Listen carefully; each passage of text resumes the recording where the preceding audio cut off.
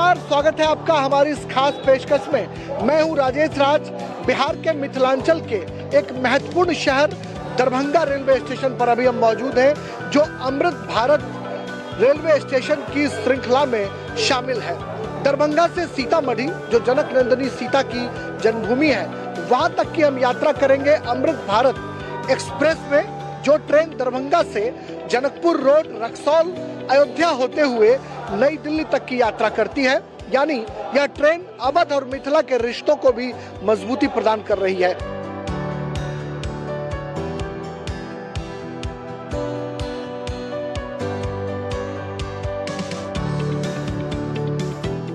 हम मुसाफिरों से करेंगे गुफ्तगू, जानेंगे बिहार के विकास को और सियासी जो मिजाज है उसको भी टटोलने की कोशिश करेंगे बिहार के नौजवानों से, बिहार की जनता से।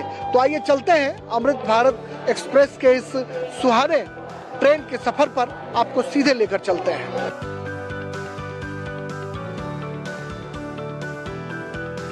अमृत भारत एक्सप्रेस दरभंगा से अयोध्या होते हुए दिल्ली के लिए उड़ान भरने वाली है। यह ट्रेन मिथिलांचल के हृदय स्थली दरभंगा से चल रही है, जो मिथिलांचल है और अयोध्या यानी अवध की दूरियां जो है उसको कम करेंगी।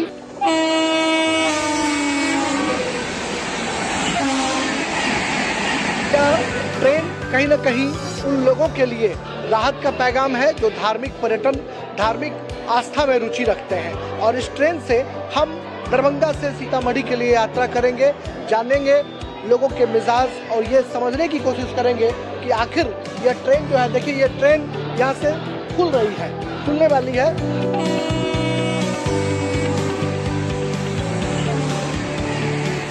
अमृत भारत एक्सप्रेस ट्रेन जो दरभंगा से अयोध्या होते हुए दिल्ली आनंद विहार तक जाएगी, उस ट्रेन में हम अभी सवार हो चुके हैं अपने कैमरामैन अरविंद के साथ। और इस ट्रेन में तमाम जो मुसाफिर हैं उनसे हम गुफ्तगू करेंगे, उनकी नब्ज टटोलने की कोशिश करेंगे, या जानेंगे कि आखिर बिहार का जो विकास का पैमाना है वो क्या है, और ट्रेन के मामले में बिहार कितना समृद्ध हुआ, डेवलपमेंट के मामले में बिहार कितना समृद्ध हुआ, यह हम जानने परखने की कोशिश करेंगे। साथ ही अगर आप बिहार में हो तो बिहार में सियासी गुफ्तगू तो होगी ही, बिहार में ये जानने की कोशिश हम जरूर करेंगे कि आखिर यहाँ का सियासी मिजाज कैसा है।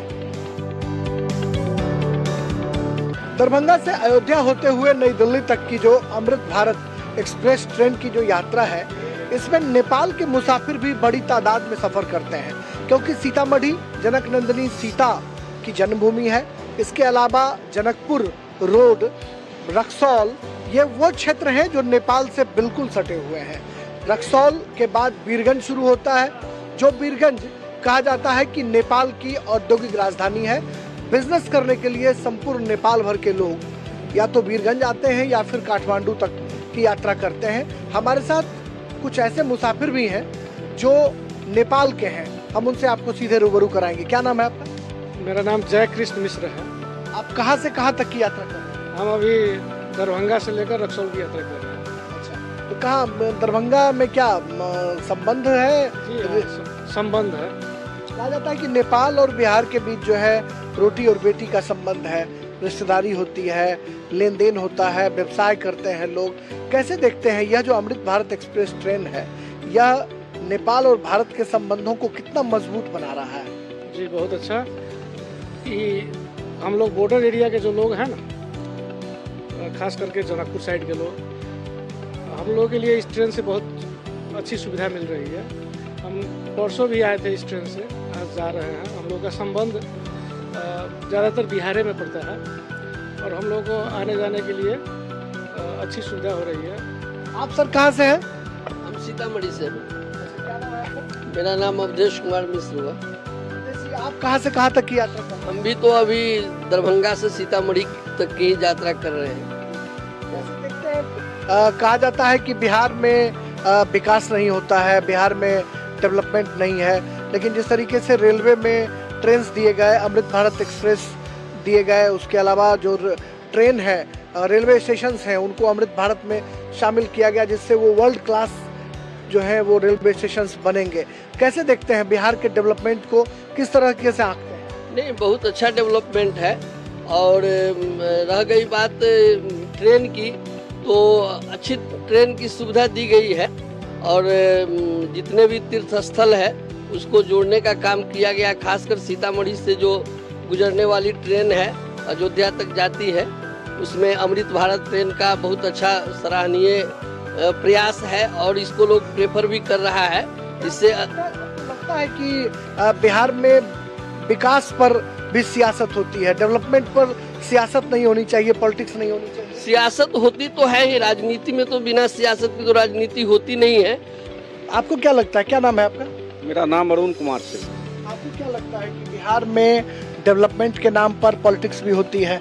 डेवलपमेंट कितना हो रहा है, कितना संतुष्ट है? नहीं, बहुत मतलब हम लोग एक्चुअल अपनी हम बात करते हैं, हम तो संतुष्ट हैं इसलिए कि हम लोगों ने वो भी दौर देखा है जो बिहार में विगत 15-14 वर्षों तक जो पिछली आज से 13-14 साल पहले की जो सरकार थी उसका भी हम लोग रीजन देखे हुए हैं।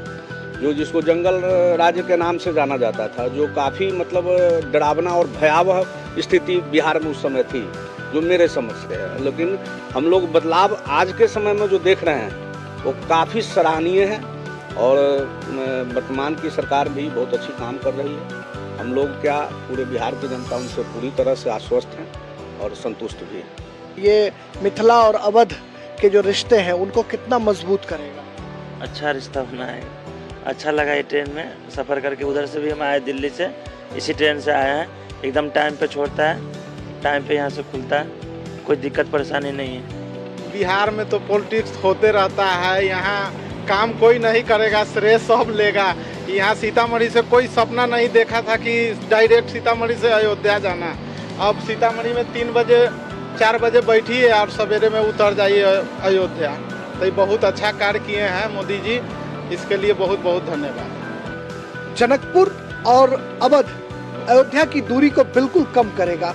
हमारे साथ देखिए कुछ महिला मुसाफिर हैं, उनसे हम आपको बातचीत कराएंगे। क्योंकि राम अगर यहाँ पर दामाद है तो सीता जो है वो बेटी है, सिया धिया है।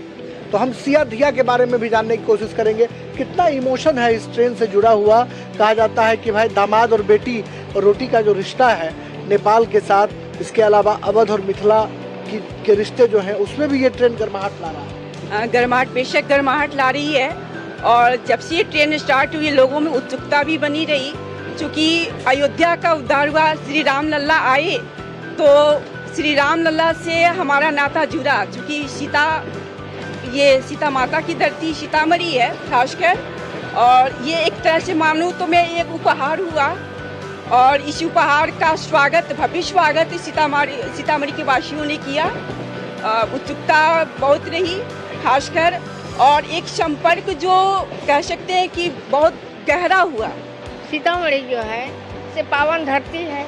हम लोग की बड़ी खुशी है कि राम जन्मभूमि यहाँ पर है। राम जन्मभूमि तो अयोध्या में है और सीता माँ की जो है यहाँ जन्मभूमि है। बिहार में भी अच्छी ट्रेन दे रहा है, एक्सप्रेस जो ट्रेनें हैं उसमें बढ़ोतरी कर रहा है, स्टेशन अच्छा बना रहा है।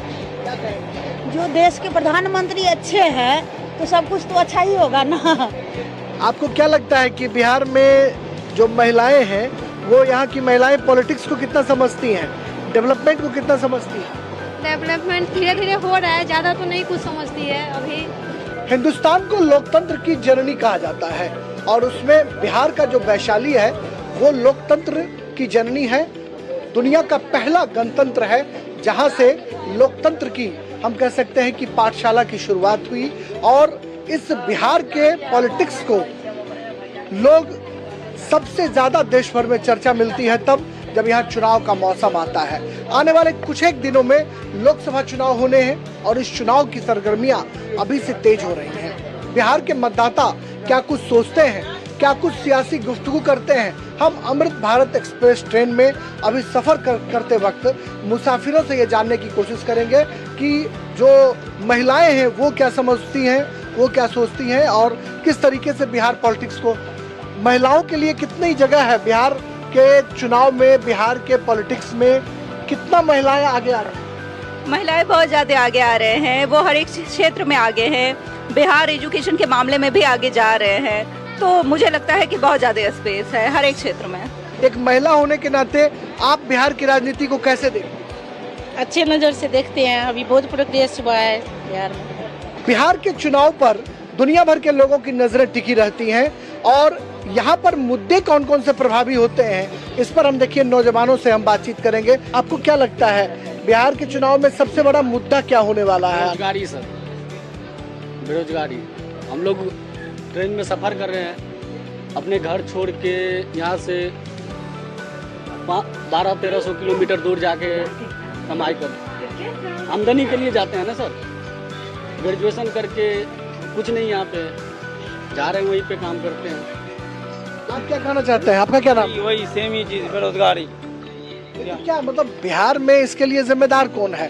तो आम पब्लिक, नेता कौन जिम्मेदार है? नेता ही है, चेंज होता रहता है। देखते हैं जैसे नीतीश कुमार जी को 6 महीना इधर 6 महीना उधर, तो वही है। तो क्या बिहार में अभी जो सत्ता परिवर्तन हुआ उससे क्या बिहार की जनता खुश नहीं है? नहीं, कुछ नहीं खुश है। क्या नाम है बाबा आपका? मेरा नाम है बिल्टू चौधरी। चौधरी जी, आप ये बताइए कि बिहार में आने वाले दिनों में लोकसभा के चुनाव होंगे, इस चुनाव में सबसे बड़ा मुद्दा क्या रहने वाला है? किस आधार पर आप वोटिंग करेंगे? हम लोग वोटिंग करेंगे मोदी के आधार पर करेंगे। सत्ता बदल गई बिहार में, नीतीश और तेजस्वी एक साथ थे, बदलकर अब भाजपा और जदयू एक साथ आ गए, उसका कितना असर है लोगों पे? वो असर वो जो राजनीति में रहता है उस पार्टी फिल्म में वो जानता है। हम लोग को पार्टी फिल्म से मतलब नहीं है। हम लोग एक जो आराम से मोदी जो कहाँ जाएंगे वहाँ, जो मोदी कहेंगे वही करेंगे। बिहार में रोजगार होना चाहिए। बिहार में कुछ भी रोजगार नहीं है। जितने नौजवान हैं सारे तो बिहार से बाहर भाग जाते हैं, तो बिहार में है ही क्या? जो है सब अपने अपने में लगे पड़े हैं। बिहार की राजनीति पर देश भर के लोगों की नजर रहती है। क्या लगता है कि जो आरोप प्रत्यारोप का दौर चल रहा है, एक तरफ बीजेपी जो है वो परिवारवाद पर हमला कर रही है, दूसरी तरफ आरजेडी जो है वो परिवार पर हमला कर रही है, इसको एक नौजवान होने के नाते किस तरीके से आप? देखिए, अभी परिवारवाद और जो परिवार का बात है, कहना तो प्रधानमंत्री जी का सही है। यहाँ देश जो उसी तरफ जा रहा है कि लगातार परिवार की तरफ आदमी जा रहा है। अपना परिवार से उसका होता है, लोगों का उससे भला होता नहीं है। मेरा कहना है कि स्पष्ट रूप से कि केंद्र का भी कुछ न कुछ कमी रहा है। इसका एक उदाहरण है, सीधा सा उदाहरण है कि NIOS DLED को जो शिक्षक प्रशिक्षण दिया गया, उसमें तो किसी को मूल अधिकार नहीं मिला, उसी को किसी में नहीं मिला। ऐसे हमारे देश में 15 लाख शिक्षक। जी, आप ये बताइए कि बिहार में आने वाले दिनों में लोकसभा के चुनाव होंगे, उसमें बेरोजगारी एक बड़ा मुद्दा होगा, डेवलपमेंट एक मुद्दा होगा, या किस मुद्दे के आधार पर आप चुनाव में जाएंगे और वोटिंग करेंगे? डेवलपमेंट के मामले में डेवलपमेंट का बड़ा मुद्दा होगा। लोकसभा का चुनाव आने वाले दिनों में, कुछ ही दिनों में होने वाले हैं। ऐसे में बिहार में कौन से मुद्दे वो प्रभावी हैं? यहाँ पर विकास का काम जो है वो मुद्दा होगा, बेरोजगारी मुद्दा होगा, या फिर किस मुद्दे के आधार पर यहाँ की पब्लिक वोट करेगी? जिनका भी मतलब टाइम रहा है तो विकास होते होते रुक जाता है। क्या है कि विकास पूरी तरह से नहीं हो पा रही है ना। इसीलिए बिहार से अन्य देश में जैसे दिल्ली हो गया, बम्बे हो गया, कहीं भी हो गया तो इंसान जाता है ना। अगर विकास होगा, इंडस्ट्री होगी, रोड नाला सही होगा तो हर व्यक्ति अपने गांव में रहना पसंद करेगा जी। लेकिन कैसे देखते हो बिहार की जो राजनीति है उसको, एक नौजवान होने के नाते तुम कैसे देखते हो? सर देखिए, हमारे बिहार में जो है ना भ्रष्टाचार बहुत बड़ा बढ़ चुका है। जैसे कि हम लोग एजुकेटेड हुए तो हम लोग को सोच समझ के किसी को भी वोट देना चाहिए। वोट सोच समझ कर देना चाहिए, किसी प्रलोभन में नहीं देना चाहिए। जी नहीं। देखिए, ये पहली बार के मतदाता होंगे इस चुनाव में और ये BSc के छात्र हैं। इनका साफ तौर पर कहना है बिहार कितना जागरूक राज्य है, इसकी बानगी इस छात्र ने प्रस्तुत की और कहा कि प्रलोभन में आकर बिहार के लोग वोट कर देते हैं, शराब या फिर अन्य चीज़ों के प्रलोभन में आकर वोटिंग करते हैं। भ्रष्टाचार की बात भी इन्होंने की। ऐसी बातें नहीं होनी चाहिए, भ्रष्टाचार के आगोश वाले लोगों को वोट नहीं करनी चाहिए और कोई प्रलोभन अगर दे तो उसे वोट बिल्कुल नहीं दिया जाना चाहिए। लोकसभा चुनाव में बिहार के लोगों के सामने सबसे बड़ा क्या मुद्दा होगा? सर एजुकेशन ही है सबसे बड़ा, तो करप्शन सबसे ज़्यादा है, सबसे बहुत बड़ा करप्शन। लेकिन बिहार के जो नौजवान हैं वो दूसरे राज्यों में जाकर IAS टॉप कर जाते हैं, टॉप पदों पर, तो बिहार में क्यों नहीं हो पाते? यही सबसे बड़ी प्रॉब्लम है क्योंकि एजुकेशन सिस्टम इतना हिला हुआ है अभी भी। महिलाओं का एजुकेशन, ये कितना बड़ा मुद्दा होने वाला है? ये सबसे बड़ा मुद्दा होना चाहिए मेरे हिसाब से, होने वाला तो मैं नहीं बता सकती, बट होना चाहिए, क्योंकि अगर महिलाओं की शिक्षा पे ध्यान दे सरकार तो ऑब्वियसली बिहार में विकास होगा। क्या नाम है आपका? मेरा नाम राहुल है। कैसे देखते हैं ये जो आरजेडी और जेडीयू बीजेपी के लोग जो डेवलपमेंट की बात कर रहे हैं, उसमें आरजेडी भी अब नया अपना शिगुफा दे रही है, उसको कैसे आप देखते हैं? देखिए, किसी भी कोई भी पॉलिटिकल पार्टी हो, उनका ट्रैक रिकॉर्ड आप पीछे का देखेंगे, उसके बाद ही आप डिसाइड कर पाएंगे कि फ्यूचर में वो क्या अप्रोच रखने वाले हैं। और जैसा न्यू, हम तो उस वक्त छोटे थे, बट जैसा मेरे फैमिली और मेरे रिलेटिव्स कहते हैं कि पहले मतलब जब हम लोग बहुत छोटे हुआ करते थे, 1997 में मेरा डेट ऑफ बर्थ है, तो उस वक्त बहुत ही प्रॉब्लम हुआ करता था, खास करके हम जैसे लोगों के लिए, हमारे फैमिली वालों के लिए।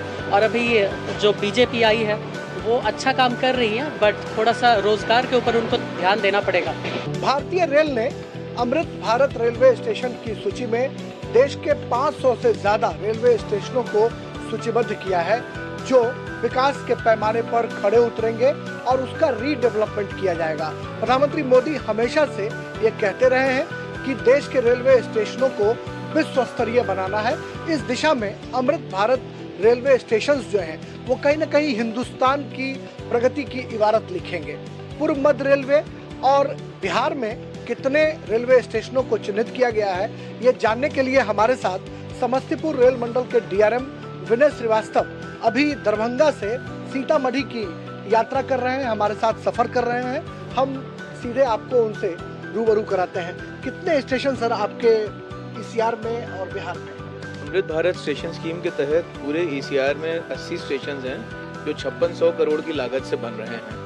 इनमें से बिहार में 72 स्टेशन हैं जो करीब 4000 करोड़ की लागत आएगी उन पे, और समस्तीपुर मंडल में हमारे 19 स्टेशन हैं जो 1000 करोड़ की लागत पे बन रहे हैं। इसमें कुछ स्टेशंस का एकदम टोटल मेजर रीडेवलपमेंट हो रहा है और बाकियों में सॉफ्ट अपग्रेड हो रहा है। मेजर रीडेवलपमेंट वाले 12 स्टेशन हैं जो कि 4000 करोड़ की लागत आएगी। इसमें हमारे मंडल में 3 स्टेशन चिन्हित हैं, सीतामढ़ी, दरभंगा और बापूधाम मोतिहारी, जिन तीनों की मिला के लागत 721 करोड़ आ रही है, और बाकी जो 12 स्टेशन हैं उन पे अपग्रेड हो रहा है, वो करीब 300 करोड़ के आसपास है। बिहार में अमूमन कहा जाता रहा है कि डेवलपमेंट का अभाव रहा है, डेवलपमेंट नहीं होता है, लेकिन जिस तरीके से भारतीय रेल ने सब कुछ स्ट्रक्चर किया है, जैसे सीतामढ़ी रेलवे स्टेशन का ही कायाकल्प किया जा रहा है, ऐसे में लगता नहीं कि जो लोग बाहर बैठकर बिहार को झुठलाते हैं उनके लिए एक बड़ा, हम कह सकते हैं कि सबक है कि इतने 1000 करोड़ की परियोजनाएं और रेलवे स्टेशनों का विकास करने को आपने सूचीबद्ध किया है? मेरे ख्याल से इस बात से इनकार कोई नहीं करेगा कि बिहार में भारतीय रेल बहुत ही मेजर इन्वेस्टमेंट कर रही है और 10,000 करोड़ के प्रोजेक्ट्स इस साल स्वीकृत हुए हैं, जबकि पहले जो है 1200-1400 करोड़ के प्रोजेक्ट्स होते थे। सर, अमृत भारत एक्सप्रेस जिसमें हम लोग अभी ट्रैवल कर रहे हैं, इसको पीएम ने लॉन्च किया था, मैं उस लॉन्चिंग सेरेमनी में था। मैंने अयोध्या से गोरखपुर की यात्रा भी की। लगता नहीं कि यह जो ट्रेन है ये सिर्फ एक ट्रेन नहीं बल्कि अवध और मिथिला की जो दूरियां हैं उसको कम करेगा और रिश्तों में प्रगाढ़ता मिला। इस ट्रेन से जो है मिथिला की धरती को भगवान राम की अयोध्या से जुड़ने का मौका मिला है। ये ट्रेन दरभंगा से चल के सीतामढ़ी होते हुए अयोध्या होते हुए आनंद विहार जाती है। मुझे लगता है इससे इस एरिया के लोगों को बहुत ही फ़ायदा मिलेगा, और नहीं यहाँ के बल्कि नेपाल की तराई क्षेत्र के जो लोग हैं जहाँ रोटी बेटी का संबंध है हमारा, उनको भी इसमें बहुत फ़ायदा मिलेगा।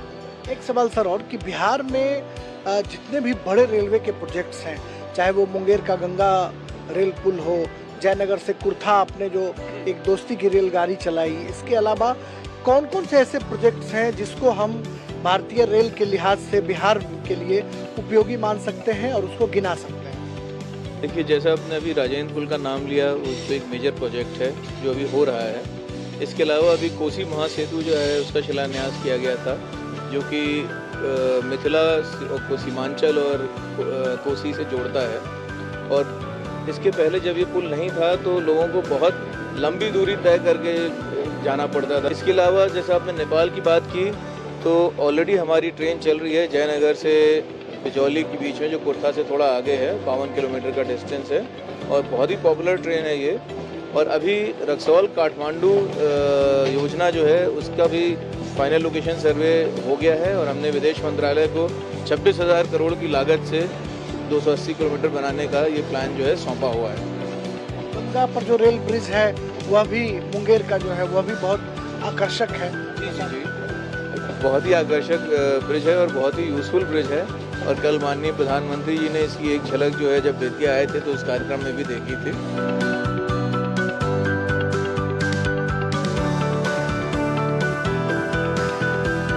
अमृत भारत एक्सप्रेस ट्रेन जो दरभंगा से सीतामढ़ी, रक्सौल होते हुए अयोध्या और फिर नई दिल्ली तक की यात्रा करेगी, उसमें हमारी डीडी न्यूज़ की टीम ने दरभंगा से सीतामढ़ी तक की यात्रा की। सीतामढ़ी जनक नंदिनी सीता की जन्मभूमि है और यहाँ का जो रेलवे स्टेशन है उसको भी अमृत भारत रेलवे स्टेशन में शामिल किया गया है।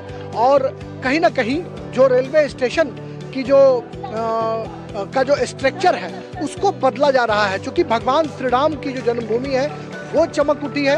अब दरकार सीतामढ़ी को चमकाने की है और भारतीय रेल इसमें कहीं ना कहीं एक कदम आगे बढ़ रहा है। और हमारे पीछे जो ट्रेन आप देख पा रहे हैं वह train Amrit Bharat express train है, जो सिर्फ दो देशों या दो राज्यों की दूरी को कम नहीं करेगा बल्कि धार्मिक पर्यटन को भी बढ़ावा देगा, अयोध्या और मिथिला की दूरी को भी कम करेगा। हमारी यात्रा यहीं पर खत्म होगी, लेकिन हम अभी सीतामढ़ी रेलवे स्टेशन का भी जायजा लेंगे और कुछ नौजवानों से सियासी गुफ्तगू करने के बाद इस कार्यक्रम को यहीं पर खत्म करेंगे।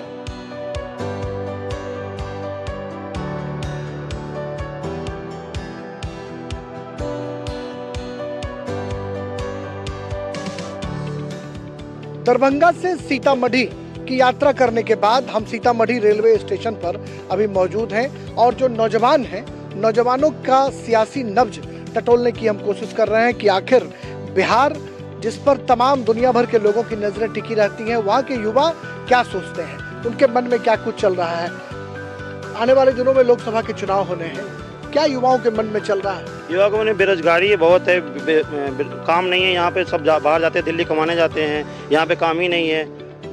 जो भी गवर्नमेंट आ रही है वो प्रत्येक 2.5 साल में कभी इस पार्टी, कभी बीजेपी ज्वाइन कर रही है, कभी आरजेडी ज्वाइन कर रही है।